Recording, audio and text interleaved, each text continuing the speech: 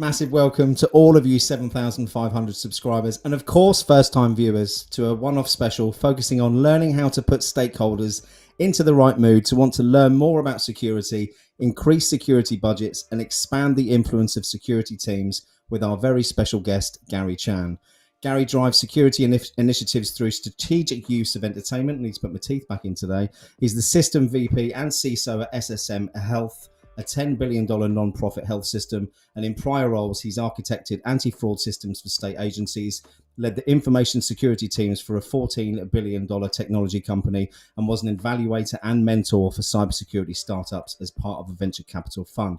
But more importantly, he also sent me this awesome magic kit to practice with the family, and it is amazing. So I thought today we'd make the InfoSec Live studio a little bit more magical, if you hadn't have noticed. But before we bring Gary on, for those that haven't tuned in before, I'm Simon, the founder of the InfoSec Live community, and by sharing stories and best practices, we've had over 100,000 views here on YouTube.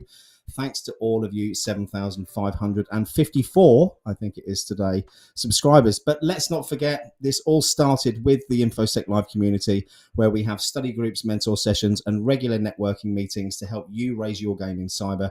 And on Friday this week, we're kicking off our exclusive new series, Ask the Expert, where you, our community members, gain advice and guidance from leaders in the industry.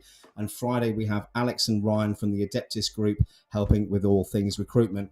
QR code is there. If you want to join, it would be amazing to see you. And if you want to support the InfoSec Live community, we do have a couple of ways you can show your appreciation here on our YouTube channel. Firstly, with 3 tiers of membership, allowing you to show your support in any way that you can. And of course, super stickers in the chat, allowing you to show your support live during our streams. And a big thank you to our latest super sticker purchaser, R.O. Kane, Super CISO. Thank you for your continued support. It really does mean a lot. But whether you join or not, being here and engaging with our content is what really matters. So if you're watching this live, make sure you subscribe. We want to make these events as interactive as possible. So please make sure you drop any questions in the chat.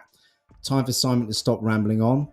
Let's bring Gary on and dig into this very magical experience.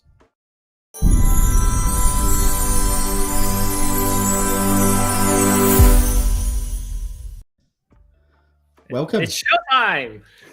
It's showtime, and it's sparkly, and it's magical. It's all good. Firstly, Gary, thank you for taking the time to come on, and thank you again for this awesome magic kit. Before we get into the relevance of this with what you do as a CISO and a security leader, would you tell our audience a little bit about yourself, where you've come from, and how you've ended up here today talking about entertainment in the world of security? Oh, sure. So thanks for having me on the show, Simon. A pleasure to be here. And I love that intro. It's awesome. Thank you. So I started, not to go too far back, but I graduated with electrical engineering and computer science from MIT. And I've been doing IT for pretty much my whole career. My first job in security was in anti-identity fraud.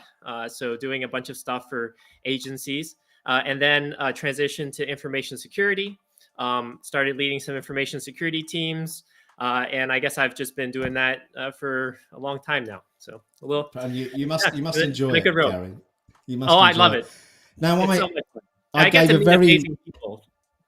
a very short excerpt of your bio that you sent over before the show. Your background is extremely impressive, and I think all we talked about, I say all, the fact that you're System VP and CISO at SSM Health. You've led information security teams for the technology company. What else have you done in your career so far, Gary?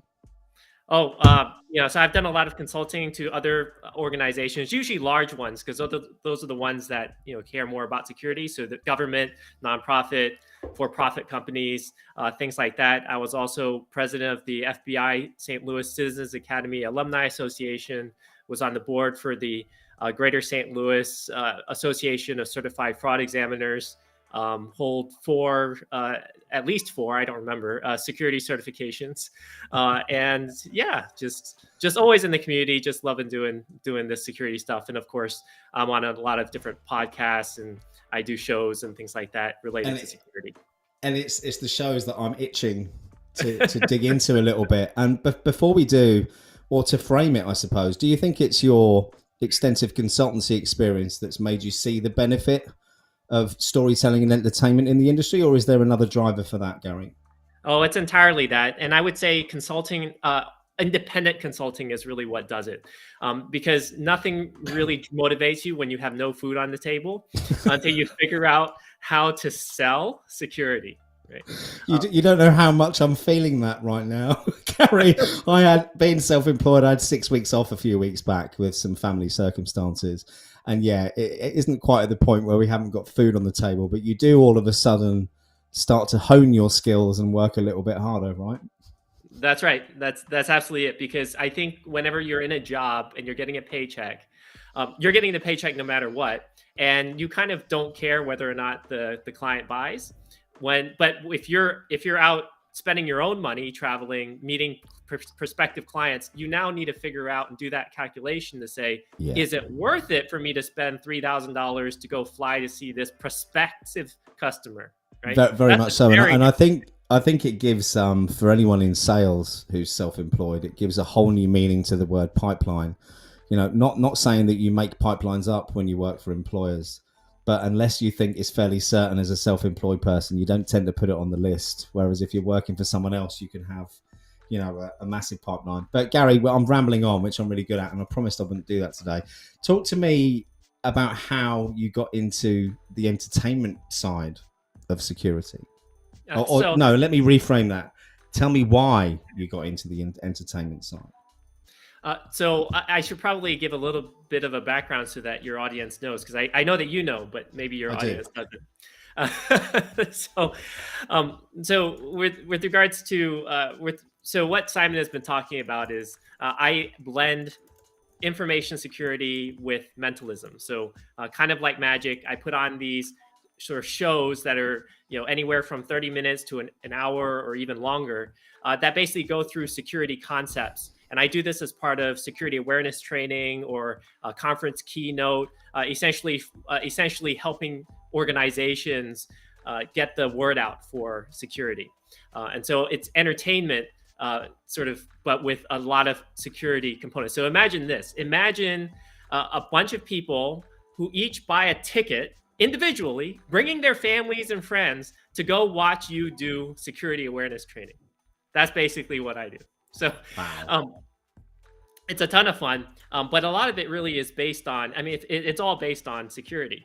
So all of my things are themed for that. But to go back to answer your question about how it even started, I've been doing magic for 25 years. So since before I even graduated from college, and I guess many years ago, the FBI had asked me whether I would be willing to do a magic thing for their, I don't remember what it was, but it was some sort of event or something, because they wanted somebody they knew, so they didn't have to go clear somebody, and they knew I did magic. But they said there was one thing they wanted it to be security magic, and I was like, what is that? I don't know what that is. So I said no. Right? I don't want to fall flat in my face for an agency. But then a few years later, they asked me again. And I said, well, okay, well, let me think about this. So I came up with this routine where I basically said, okay, well, here's how it's entertaining, but it's also pretty true. This is how an FBI agent would do an interrogation. and then here's how I would do an interrogation. And I did that as for my routine. The security themed, and it was using magic and mentalism, and they Brilliant. loved it. And so that's where it was born. It was because the FBI had asked me to build something for them, and then they thought it was cool. So then I started building more of it. That's amazing. And you mentioned that you've done magic for over 25 years. Before we jumped on, I told you about my love of magic, and there's only one trick that I ever learned to do properly, and I'm just going to put a caveat out there before I share this trick. One, it might go wrong, and two, there is a cigarette involved. I haven't smoked for a number of years, and I will be destroying this after I've done the trick. And I learned this trick when I was trying to give up smoking, which I found quite difficult. So I had to learn a way to make them disappear, which I did. But the problem is, they always come back. So you have to break them afterwards to prove that you don't smoke. But what was it that got you into magic, Gary? What was the first trick you learned? The first trick I learned, like everybody, is a card trick. So I saw it in New Orleans. There was someone on the street doing some magic, and I begged my mother to buy me something. So there was a magic store nearby, and I bought one of those card trick decks or something like that. With the marks in the corner, those ones, something like that. I don't remember exactly what it was, but yeah, I mean, it allows you to do amazing things with pretty much no skill, which was fantastic. Absolutely. We've got a very sorry, Gary. We've got a really serious question in the audience here. I'm just going to move you up the top so it doesn't block you off. Mr. Hindle, great to see you here. I think it might have even been Mr. Hindle who introduced us, Gary, wasn't it? It was, yeah. It was. Yeah. Do you have a magical den filled with security tricks, Gary? I do. I have a ton of stuff. And my wife was getting on my back for it. And I said, you do realize that it pays for a lot of our stuff, right? And then she said, oh, I love that. Can you give us some ideas or examples about what you're doing to engage people? So I suppose we should take a step back before we dig into that and talk about the why. So it started off with the FBI, but you soon obviously became aware that you could relate that to security. And as you said, getting whole families along to watch this effectively cybersecurity training is absolutely genius. Talk to me about how that's evolved and why you've done that and what the impact is. Sure. It's very simple. People pay attention. Right? Nowadays, it's really hard to get people's attention, especially when you're talking about a cost center, which is what information security is. And so you need to get their attention. And once you have their attention, now you can present to them all of the business statistics and things like that, where they're actually open and willing to have that conversation. Otherwise, if you're just shoving those numbers in front of them, they probably don't necessarily care because they've got other priorities. So really, it's just to capture people's attention. And I use that, and I do that in all sorts of different ways, which we can talk about. Can you give us some examples? This is where I really want to go. You've seen I've been itching to ask you this for 17 minutes now. Sure. So, when we want to do a policy change, so these are just I'm going to try to give you some examples that I think anybody here could replicate. So you don't have to be me. You can just do it, right? Whenever we want to do a policy change, people, they don't like change, especially when the change makes their life, from their perspective, harder. So a really good example of that would be increasing the password character count from, and I'm just going to make up numbers, from 8 characters to 12 characters, right? And so when you roll that out, I mean, you don't have to be a genius to know that you're going to get a lot of hate mail. And so you prepare for that. But rather than preparing with just a list of here are all the reasons why, because very frankly, nobody cares. They care more about their own life. And we'll talk about that in a moment too. But with regards to the entertainment part, what I did was I bought some of these mugs with the company logo on it, but on the back it said, here we use 8, and then I slashed out the 8 and put 12 characters for our passwords. And there was like some code in there that's in there that if they could solve, they get a prize. Right? And so it's super cheap. It's like $5 or $10 for a mug.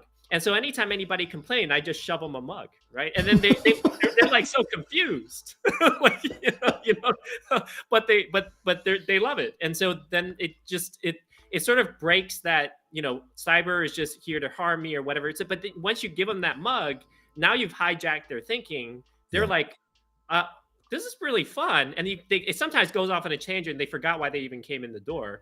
And other times now they're just in the right mindset. And you can say, hey, did you know that X number of passwords were cracked and yours is amongst one of them, or, whatever makes sense. Right. Yeah. Then they're receptive to at that point.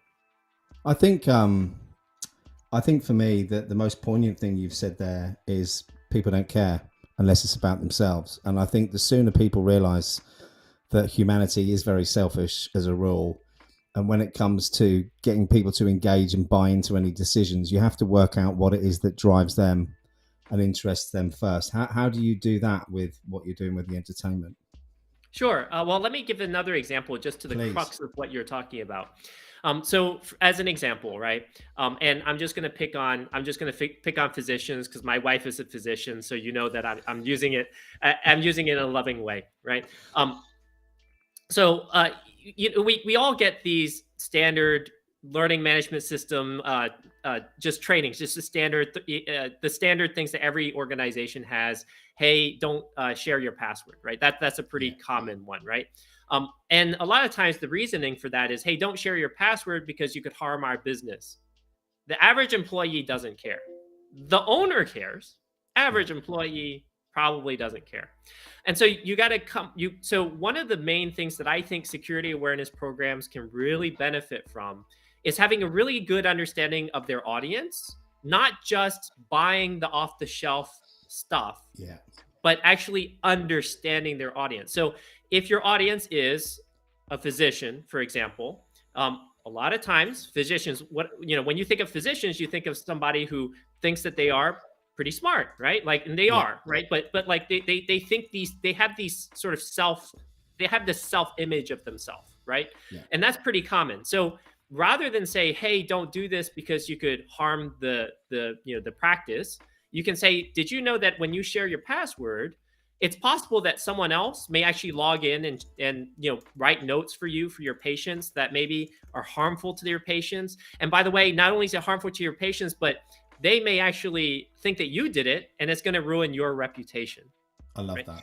So those are things that they might care about. If you have a different type of people that are working for you, just understand the caricature of that, or the archetype for that type of person, and they all have that.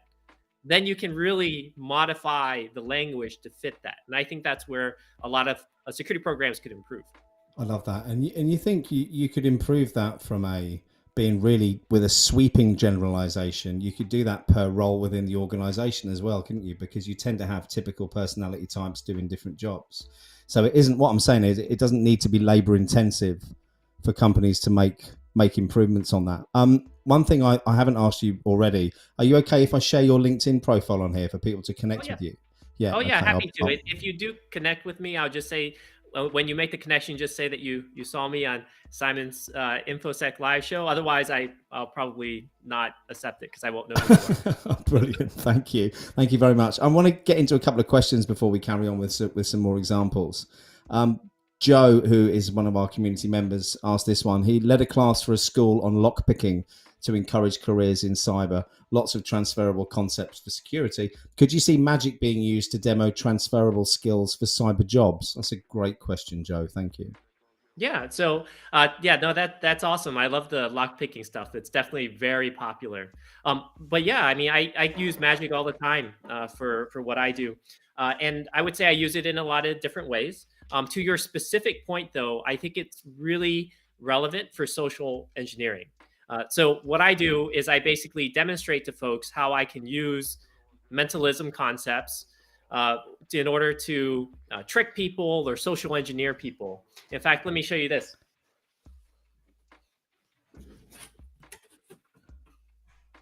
Security mentalist Gary Chan. Yeah, brilliant. So I totally do this all the time. I'm not just answering a question like this is what I do. Thank you, Gary. Dr. Van Houten, or Jonathan, as I'm allowed to call you, he mentioned that they used a war game style real-time global map showcasing attacks from source to destination with top ones listed at the bottom. All our behind the scenes demos. C-suite loved it and were fascinated. captured their attention enough to speak candidly about threat patterns and ingress responses, something that normally makes them go to sleep. It's a great point, isn't it? Yeah, I love it. That threat attack map is super awesome. I like to joke about it because the C suites and everybody, they love seeing it, but then the infosec teams look at it and say, "What am I supposed to do with it?" What's the point of that? Yeah, but you see it in I think you mentioned the word war games there, Jonathan, which is one of my favorite films from when I was younger. Actually, I don't know if you can remember that, Gary. I don't. No, okay. I'll drop the link in the chat for people to take a look. Please let us know some more examples of what you do. Do you mind? Sure. So you can just have fun, right? You don't want everything like told. You want it tied to security, but you don't necessarily need everything to be about. Well, I'll give you another example. So when people are having lunch, if you get catering from a Chinese place, and I've done this before a couple of times. What I did was I had custom fortune cookies made. So you can actually go to just Google custom fortune cookies, and you can actually write the messages in there. And by the way, the place that I bought it from, I mean, they were delicious. I ordered from there like 3 times just to eat them. Like, they're delicious. But that's beside the point. And you can write things in there. So can you imagine when the CFO opens, if he finishes lunch and then he opens his fortune cookie and it says, "Today is a great day to increase the security budget." Did it work? Please tell me it worked. Yes, of course. So if nothing else, it captures their attention and they get a laugh out of it, right? So, but that's where the magic comes in, because when you buy the fortune cookies, you can have like 5 different messages, and when they tell you which fortune cookies have which messages. Well, you can just, when you pass them out, right? You know which message is appropriate to pass to which one. So you can do stuff like that. It's a ton of fun. I love that. That's such a great idea. Let me just bring your QR code back up in case anyone wants to connect with you. Again, please do mention that you saw Gary on the show today to make sure that he does connect with you if you send that connection request out. Talk to me about the work you're doing with organizations. So how do you typically get engaged to do this work? Do you have regular clients? Is it something they bring you in once to do, or do you go back? Tell me more about where the work comes from and the kind of companies you work with. Sure. Well, I'll caveat it with I'm going to go back to when I was an independent consultant to answer your question, because today I'm full-time employed with the hospital system. So yeah. Essentially, I think the very beginning, it was really meeting a few people and then them taking a chance on me, right? And then, of course, after that, it goes to word of mouth.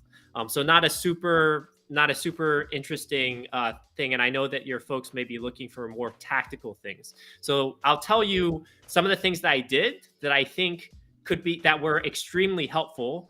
But like with most things in life, you don't really know if that was the thing that caused it. So very true. The very first thing sounds like marketing in general, Gary. Yeah. I would agree, because I think that's actually where I was about to go. So you're the mind reader. I don't know about that. My wife is, definitely, but we won't go into that. She always knows when I'm doing something wrong. That's for sure. So talk to me then about the move into the regulated space. Have you worked in regulated environments before in your career, or is it new for you coming into healthcare? No, I've always worked in a lot of regulated. In fact, the places that are not regulated, going back to your earlier question, when you talk with some businesses, almost always unless they had an incident, if they had an incident, that's a different issue. They are generally not super interested in hearing when they have problems. It's what the regulated ones that generally care a lot more. So if you are looking for a very stable sort of client base or things like that, start looking at things that are regulated, like banking, healthcare, all these things. The reasons why you asked, I'm sure why you asked the question. Those will be much more likely to take whatever it is that you suggest and want to implement those. Those that are not regulated will deprioritize it in general, unless you can make a really, really good argument for why it's important.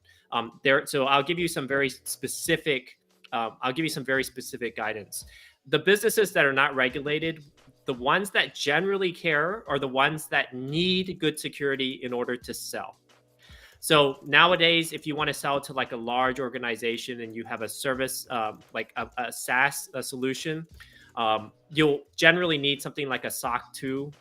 And so you will want to find those types of companies because they know that they need to have good security in order to be able to sell their product. But if you just say, hey, I want to do security, unless it's something like they want to go public and they need to be able to tell their public that they have a good product or they're about to be bought out as part of due diligence for an acquisition. There are very specific timing things that you can look for in order to be able to, capitalize on it where they're actually going to want to pay you money for it. Yeah, again, if it's an organization who does business or wants to do business with the government or a regulated entity, again, sometimes they got a bit more reason to get involved with that. I had a chat at local firms a couple of weeks ago. They do a lot of work in the aviation space, and the rules around that are quite onerous for their third-party suppliers, and rightly so. Again, it's all of a sudden these third-party suppliers have started to become interested in cybersecurity, but perhaps not for the right reasons, Gary. The question there is, does it matter what the reasons are if people are going to take it seriously? I think it does, but I may be getting a bit too nuanced here. So at a high level, I would say, it's great that anybody wants to do security. But at a more nuanced level, I think there are only 3 reasons why people want to do security. And it's in the following order. The vast majority are doing it because they need to sell it. I need to have a good security because of some reason I need to sell it, right? The second reason that you need to have good security is because of compliance. But they're not interested in the security portion of it. That's why I rank it as number 2. It's because they want to be compliant so that they can continue to sell, right? And then the third is because the guy just happens to really care about security, and that's because he was burned before. Or there's some other issue, and that is again something that relates to them personally, where they've been affected by it, is the point, isn't it? Yeah, and that's by far the lowest. So yeah, but those are the only groups that really care. I think we should probably talk about, if you don't mind, corporate responsibility a little bit this week, because it's definitely come up in the press over the last couple of days with the recent SEC news with regards to SolarWinds and what they're looking to do there. The reaction out there has been mixed. I mean, I think for me, it's very hard to comment on something until you have all the facts in front of you. So I don't want to start pointing fingers of blame, and I don't think anyone should at this point. However, the one thing that does spring to mind, and this is probably going to be quite an unpopular opinion, is that there's been a big clamour for CISOs and leaders to be on the board and part of that team. But does everyone realise the corporate responsibility that comes with that? Yeah, that's a good question. It's a tough call, and I'm not sure that I want to be on a lot of boards. You have to be looking at everything, not just at the cyber part. I was kind of surprised that the SEC, because they've been saying for so long that they really wanted to have a lot more cyber expertise, but the final ruling came out was a lot, I would say, more watered down than what they had been saying. For a while. Okay. Yeah, I think maybe watch this with bated breath and see what happens. The other thing I wanted to mention about, I don't know if you have any exposure to AI within the role that you're doing at the moment, but President Biden came out with some orders the other day with regards to what they expect moving forward for companies who deal with that. Do you think we're going to see a huge boom in security aspect of AI over the next few years as that rolls out more? I think so. And I think that that's going to, everyone's trying to figure it out. A lot of company, no company has figured it out, right? And even President Biden's, it's very high level. And I know that they say that, like, even for example, for healthcare, there's a lot of interpretation, right? It wants us to use data, the AI, in order to help improve patient outcomes. Well, what is that? What does that really mean? How do I really go about it? I know right now people aren't even really sure how to use generative AI within the guidance of HIPAA, for example, right? Yeah. So a lot of organizations will simply block ChatGPT as an example. So there's really just a lot of, I think people need to figure out a little bit. The industry hasn't figured out where it is going yet. No, I completely agree. Okay, thank you. Next question. Talk to me about where you see the challenges over the next few years for security leaders.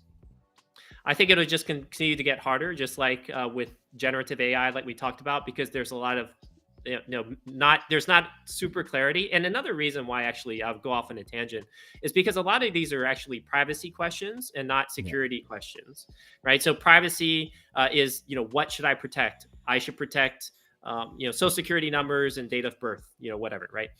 But security is about how you protect it. And so a lot of these questions around AI and should I be putting data into ChatGPT are really privacy questions and not security questions, because privacy is the one that should be saying, yeah, you should or should not be okay doing that, like from a just a general concept perspective. yeah, And then security's role is to enable that, to make sure that you can share it securely if that is so what you choose, right? So one is the new technology is making it more complex, more difficult. It's also creating a lot of these privacy security challenges. And then the other is that it's just more complicated, right? So I've got a lot more different types of devices, a lot more different vendors. Things are getting, the supply chain is all over the place around the world. You now have, I guess, more conflict in the world too. So people are going to spy on each other more. What is that obligation? To make sure that all the things are secure. it's That is huge, getting isn't it? so much more complex. It's just impossible to be It is. perfectly secure. No, I completely agree. Sean made me smile with his comment here. Let me bring this up. Here we go. Nobody wants to be the only one who cares and the person who would be the fall guy. Corporate responsibility in the security space applies to the whole board, not just the technology officers, which is a great point. If it takes a little magic to get them to open their eyes and pay attention, I, for one, am buying a deck of cards with little tabs in the corner. So thank you, Scott. That's a brilliant comment there. Any more gems? So for the security leaders watching this today, have you got any more gems to help them engage and get people to take this more seriously? Well, we can just go off of what you said, and you're going to buy a deck of cards. I would recommend buying a deck of blank face cards, because then rather than having the ace of spades and all that in the front, you can write whatever questions that you want, and then you can do a card trick, and of course everyone's expecting to get the ace of spades or whatever, but then it ends up with some security thing that you want on there. So, but the point is that I think a lot of people always challenge me and they say, "Hey, Gary, it's really hard to make this entertaining." And my challenge back is to say, "Hey, I've been doing this. So let's talk about your scenario." And I'm willing to bet that we can create something. So that was an example of where you just said something and then I just came up with an idea of where you could probably make it quite entertaining. Scott, I think you need to reach out and connect with Gary. Let me, for those averse to QR codes, which I know is many people within this industry, as Jack rightly pointed out earlier in the chat, I'm dropping Gary's LinkedIn profile link in the chat there. So if you don't want to scan that, please do go ahead and click. So as a fun thing, because actually on LinkedIn, I think 6 months ago or several months ago, I said, how many people, because I read this thing that said that most people will scan QR codes when they're put up in front of them. So what I did was I actually created a magic trick where I basically said that, I would that the computer knows what card they have. And it was just a QR code that went to my website that had the whatever, ace of spades or whatever it is that I chose to have, right? And of course, whenever they pick the card, I'm just going to make sure they pick that card. And then I would say the answer is here, and I would just drop the QR code. Every single person scanned it. Did they? Yes, I did this in a theater, and I was walking around, and every single person scanned it. So and so it it's what it is. It is scary, isn't it? Really. Joe's asked a good question. Actually, we focused on the challenges a lot in the industry, but what about the positives? What positive aspects do you see for cybersecurity in the future, Gary? From Joe. Thanks, Joe. Sure. Well, going with one of the principles that we sort of laid out earlier, let's make it personal. So personally, I think this is fantastic for everybody here because I have very good job security. So, So so personally, but then to the spirit of what I think you were asking, I think that there's plenty of positives because there are a ton of cybersecurity companies out there that are doing innovative things all the time. I see a lot of cybersecurity startups, and just the things that they're coming up with are intriguing. Now, of course, you've got adversaries that are always fighting and trying to make it better. But the point is you have a lot of good guys that are fighting the good fight. You also have a lot more attention at the federal level. So whether it was with President Biden's, kind of what he issued earlier this week, or with more regulations and other things that are coming out, like with the cybersecurity, I forget what, but he had another thing that he did That's earlier. right. It's just a lot more attention that's being put on it. FDA is now putting in much more stronger language and things like that on how much security you need to have for healthcare devices that are internet connected. You've got Illinois with their BIPA, their biometric stuff. Just a lot of places that are coming out with a lot more regulations, ideas, and things like that. And companies. And the more regulation means the more work in the industry. And I think, Joe, I know that you're based in the UK in sunny Wales. And with anything that happens in the US, it will trickle down to us at some point in the future. So I'm sure we'll see the same thing over the pond. If not, you just come to the US. We'll hang out. Yeah, absolutely. Well, I'm trying. Steve Hindle will tell you that it's something that I'm sincerely considering for the family at the moment. Not just because of the miserable weather here, but there are other reasons as well.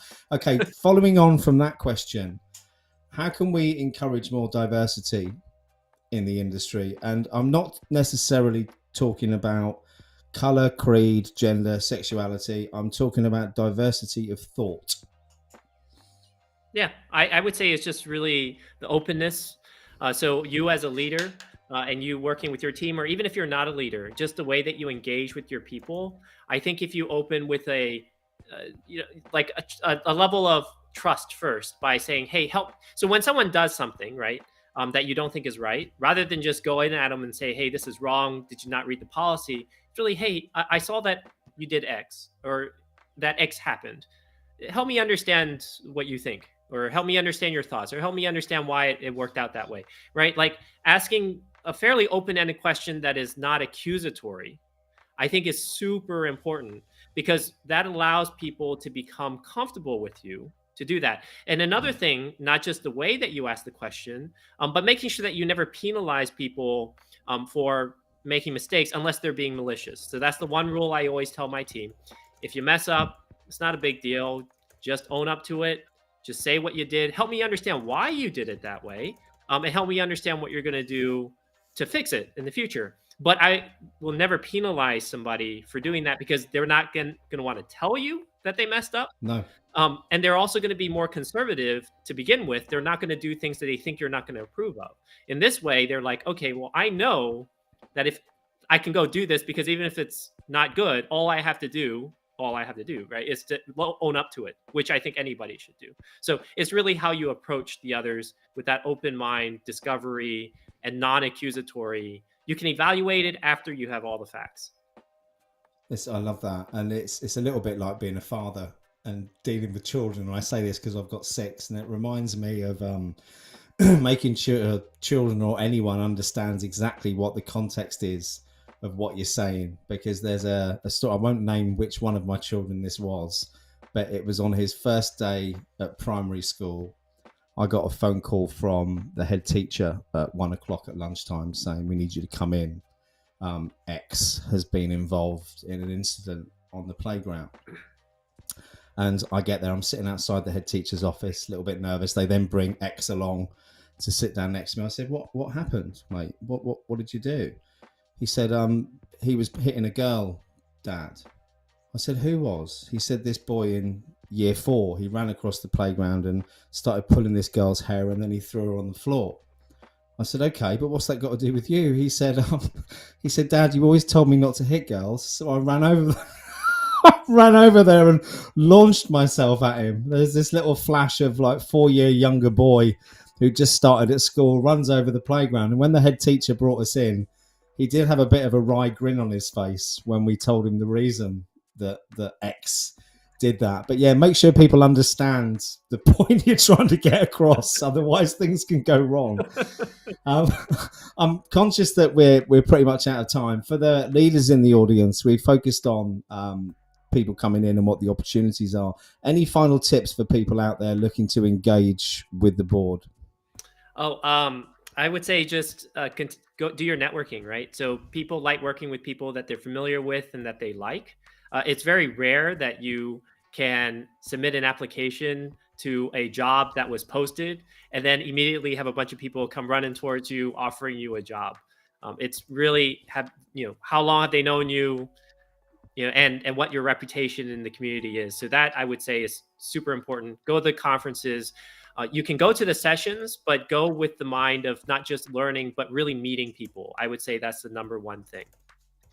Yeah, 100%. Sorry, I was just trying to respond back to Carrie. I see Carrie's in the audience and known Carrie quite a while now. It must be about 18 months, Carrie. And Carrie's been trying to break into the industry. And I just want to say a massive congratulations to you, Carrie, because I saw that you passed your Security Plus exam the other day. So well done, Carrie. Absolutely over the moon for you there. And hopefully you're going to land that role soon. Keep us posted. Last question before we wrap things up. If someone wants to, I know you're working full time at the moment.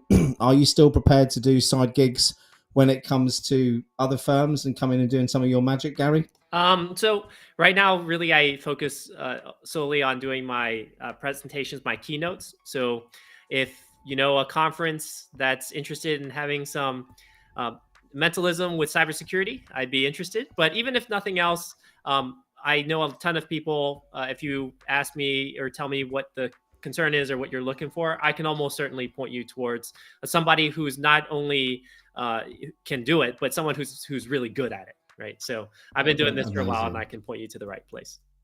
Thank you. I'm going to drop Gary's LinkedIn profile link in the chat again, and I may have an opportunity for you. A bit of breaking news here. This isn't signed off yet, but Adam Dennis, who's in the audience, and I are working on a conference. It'll be Q2, I think, by the time we do it, maybe end of Q1. AntiguaCon. So we're looking to put a security conference on in Antigua next year. It could be good to get you to come and do some of your entertainment there. I'll keep you posted on opportunities, Gary. But Gary, thank you so much for taking the time to come on and share your experiences and stories today. And audience, thank you again for tuning in and making this so interactive. It really, really does make a difference when we've got so many of you in the audience asking questions. So Gary, have an amazing rest of the day. For everyone who's tuned in, we are back. I better check before I tell you when that is. When are we back? We are back tomorrow. No, we are back on Friday with 2 shows. The first one focusing on the recent announcement by the SEC with regards to SolarWinds and its occupational hazard or broken compass, fraud and accountability for companies and CISOs, with the man himself, Steve Hindle, and the other man himself, Paul Dunlop. And then at 5 o'clock GMT tomorrow, we have our second episode of Cyber's Got Talent with our very own Itza White from the community. These shows are here to showcase the talent at whatever level, whether you're a CISO, whether you're just breaking in. If you're interested in being on the show, showcasing what you're all about, please do reach out. But everyone, have an amazing evening or rest of the afternoon. Gary, take care and see you all soon. Thanks a bunch. Thank you.